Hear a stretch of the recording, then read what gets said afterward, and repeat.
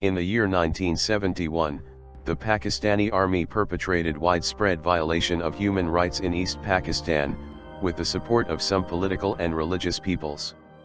It is said that nearly 3 million people died of selective genocide, millions of others were left homeless, and almost 10 million crossed the border to seek refuge in India. Indira Gandhi, the then Prime Minister of India, extended full humanitarian support to them, by opening refugee camps along the border. As a result of which, India was left holding the enormous burden of mass influx. Repeated appeal to the international community to end the Holocaust fell on deaf ears, so the Indian government decided to help liberate East Pakistan, which was already being named as Bangladesh by its people. Just then, Pakistan started being provocative. The Pakistani Air Force in East Pakistan took to attacking suspected refugee camps located inside Indian territory in West Bengal. To this, India retaliated with full force, and was successful in repelling the attack. Frustrated by this, Pakistan decided to attack India on the western border. And thus, Pakistani combat aircraft suddenly struck 9 Indian airfields. This was the breaking point, and a full-fledged war broke out between India and Pakistan. India retaliated to the unprovoked aggression with full force. By midnight the same day, India and Pakistan were locked in a two-front war. While the Army and the Air Force carried out attacks along the border, the Indian Navy was planning a masterstroke. India realized that East Pakistan was surrounded by India in a landlock, and its war supplies was being transported by the Pakistani Navy from the Karachi harbor. So if India could somehow block these supplies, East Pakistan could easily be brought down to its knees. The Navy was given the strategic task of denying both East and the West Pakistan access to war supplies. The aim was to make a naval blockade of both parts of Pakistan, and to set ablaze the Karachi harbor. This historic port of Karachi harbored Pakistani naval headquarters, the entire naval fleet, and the Khmer oil storage tanks. And thus, Operation Trident was launched. It was one of the most audacious and daring attacks in the history of naval warfare.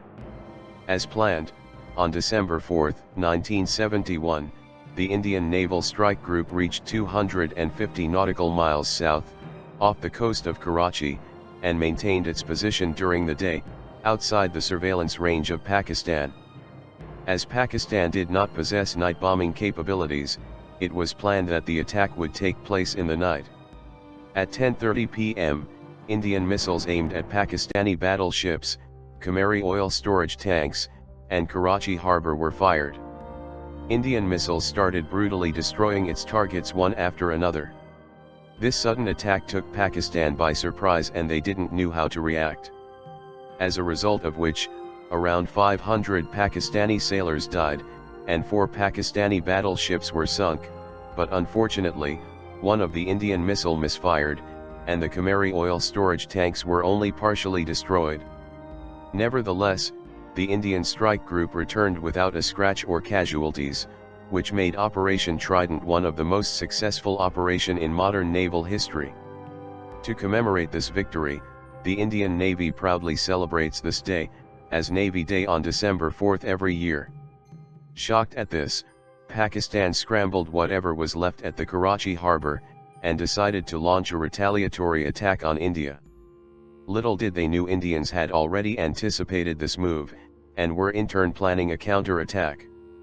And thus, just 3 days later when Pakistani battleships came too close for comfort, Indian Navy launched another surprise attack on the Pakistani fleet, in the name of Operation Python. Pakistan was not prepared for this, and thus was once again were brutally defeated. But the Indian Navy was not done yet. They used this opportunity to strike the Khmer oil storage tanks once again. This time everything went according to plan, and Khmer oil storage tanks were finally completely destroyed. This time also the Indian strike group returned without a scratch or casualties. Operation Trident and Python were remarkable, and exceptionally successful in the sense that, Indian Navy suffered no losses at its side, and caused heavy casualties on the enemy side.